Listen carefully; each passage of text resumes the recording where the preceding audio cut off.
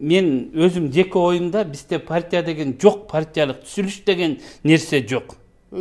Себеп дегенде программа менен де соны кантип программасын айта алат, кече эле бөлөк партиянын лидери болуп, өзү бир партиянын программасын көтөрүп жүрсө, анан бүгүн менин партиям бул шайлоого катышпайт, мен бул партия менен барайын деп чечтим. Бул болбойт да, атасы баласын тыштап коюп алып, өзү бирөөнүн үй бүлөсүн барып алып, ошонун үй бүлө мүчөсү болуп алат деген бул нонсенс да, бул Кыргызстанда эле болот.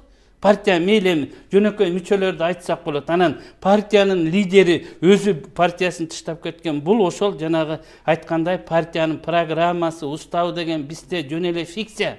Бул жанагы Минюсттан эле эптеп каттоодон өтүш үчүн, аны ошону даже бул ошо партиянын жетекчилеринин деңгээлинен да кабар берет да. Өзү ошо эмне партия түзүп атканын билбейт, эптеп мыногу Россияда мынуну жана айтып кеткендей, Россияда мыногу жаңы партия уттуга, давай ошонун программасын алып көрөлү, мүмкүн бизде ошентип утуп кетелиби, новые люди деген деп туруп, аныкын алып келип туруп, полный көчүрүп алып туруп, анан Минюсттан эптеп өтүүгө эле керек да. А элге бул шайлоого эч ким партиясынын иши жок. Жана мына бир депутатты, эки созуп депутат болгон, мен ушу саясатта аралашып, депутаттарды билип туруп, ошондой депутат бар экенин билбейт экен.